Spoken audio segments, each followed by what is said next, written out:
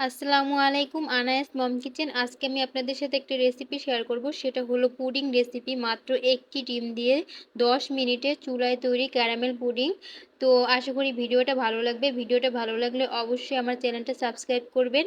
আর এই গরমে কিন্তু ঠান্ডা ঠান্ডা এই পুডিংটা খেতে খুবই বেশি ভালো লাগে। তো দেখুন, আমি একবার কেটে শেয়ার করছি। ভিতরটা কিন্তু পুরো স্মুথ আসছে। তো ভিডিওটা ভালো লাগলে অবশ্যই লাইক করবেন আর কমেন্ট করে আমাকে সাপোর্ট করবেন।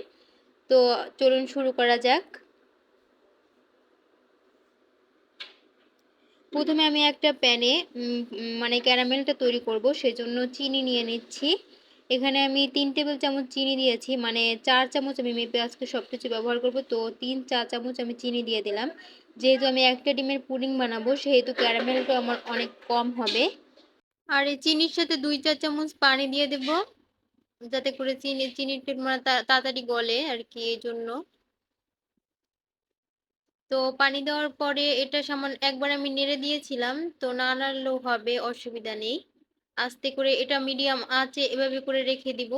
আস্তে আস্তে এটা কিন্তু কালার চেঞ্জ হতে শুরু করবে। তো নিচ থেকে আমার যেহেতু কালার আসছে, তাই আমি এটা নেড়ে দিব। আর এই পর্যায়ে নাড়াটা কিন্তু আর অফ করা যাবে না, মানে নাড়তেই থাকতে হবে। ক্যারামেল তো পুডিং এ কিন্তু ক্যারামেলের কালারটা পারফেক্ট আসা অবশ্যই জরুরি। যদি মানে কালারটা ঠিক না আসে, ক্যারামেলটা যদি পুড়ে যায়, তাহলে পুডিংটাও কিন্তু খেতে তিতা লাগবে।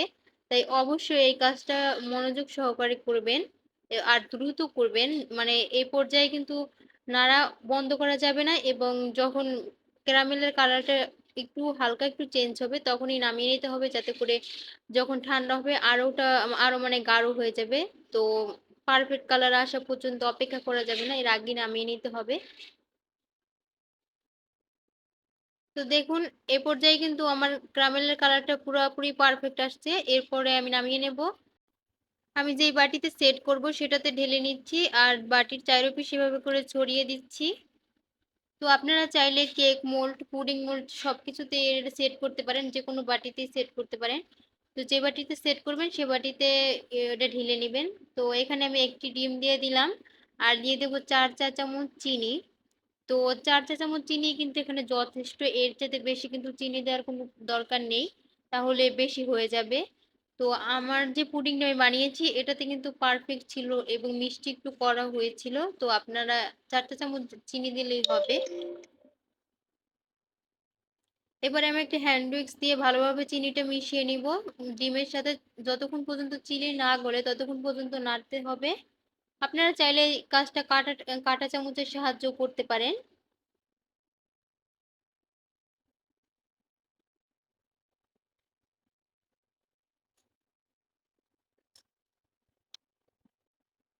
দেখুন আমি কিভাবে নেড়ে নিচ্ছি। এ পর্যায়ে কিন্তু এভাবে করে নেড়ে আমার মানে চিনিটা গলিয়ে নিব পুরোপুরি। তোমার চিনিটা গলে গেছে, আমি দিয়ে দিলাম এলাচের গুঁড়া। এলাচের গুঁড়া চাইলে দিতে পারেন, কিন্তু এখানে আমি একটা এলাচের ভিতরে যে বীজটা থাকে সেই বীজটা একটু থেতো করে নিয়েছি, সেটা দিয়েছি। আপনারা চাইলে ভ্যানিলা এসেন্সও দিতে পারেন। তো আমি এটা দিয়ে এখন ভালোভাবে মিশিয়ে নিচ্ছি। আর দিয়ে দেব আগে থেকে জাল করে রাখা 1 কাপের থেকে একটু বেশি হবে দুধ। তো এটা আগে থেকে আমি জাল করে ঘন করে নিয়েছি। তো দুধটা দিয়ে একটু ভালোভাবে মিশিয়ে নেব।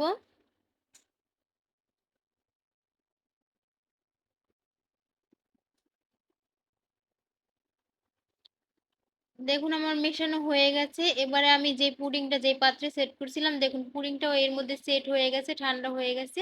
তো আমি একটা ছাঁকনি নিয়েছি, ছাঁকনিতে সেকে এই যে পুডিং এর উপর দিয়ে দিচ্ছি। অবশ্যই কিন্তু এটা সেকে দিতে হবে, না হয় পুডিং এর ভিতরটা স্মুথ হবে না। তাহলে কিন্তু ওই যে ছিদ্র ছিদ্র হয়ে যায়, অনেকে বলে যে তাহলে ছিদ্র ছিদ্র হয়ে যাবে। অবশ্যই এটা সেকে দিবেন। তো আর উপরে যে পুডিং এর যে উপরে যে বাবলস গুলো পড়ছে, এগুলো অবশ্যই ভেঙে দিবেন। আমি দেইনি, যার কারণে আমার সাইড থেকে আমার পুডিংটা একটু একটু ছিদ্র ছিদ্র হয়ে গিয়েছিল। তো এগুলো আপনারা একটু ভেঙে দিবেন। এবার আমি যে পুডিং এর ঢাকনাটা দিয়ে দেবো। যদি আপনাদের এই বাটিতে কোনো ঢাকনা না থাকে, সেক্ষেত্রে আপনারা ফয়েল পেপার দিয়েও মুড়িয়ে দিতে পারেন। তো আমি ঢাকনা দিয়ে এবারে চলে যাব চুলায়। আমি চুলায় একটা প্যান বসিয়ে দিলাম। এই প্যানের ভিতরে এরকম একটা স্ট্যান্ড দিয়ে দিলাম। আপনারা চাইলে কোনো সুতির কাপড় দিতে পারেন। তারপরে আমি মানে এই স্ট্যান্ডের নিচে পর্যন্ত পানি দেবো, যাতে করে উপরে না উঠে। এরকম পানি দিয়ে আমি চুলাটা ধরিয়ে দিলাম আর বাটিটা বসিয়ে দিলাম। এবারে আমি ঢাকনা দিয়ে দেব এবং হাই হিটে আমি মানে যাতে করে পানিটা ফুটে ওঠে এই পর্যন্ত আমি হাই হিটে রাখবো। পানিটা ফুটে ওঠা পর্যন্ত আমি হাই হিটে রাখবো। আর এই যে মানে ঢাকনায় যে একটা ছিদ্র আছে, এটা অবশ্যই বন্ধ করে দিতে হবে। তো আমি একটা লং দিয়ে বন্ধ করে দিচ্ছি। এবার পানিটা ফুটে ওঠা পর্যন্ত অপেক্ষা করছি।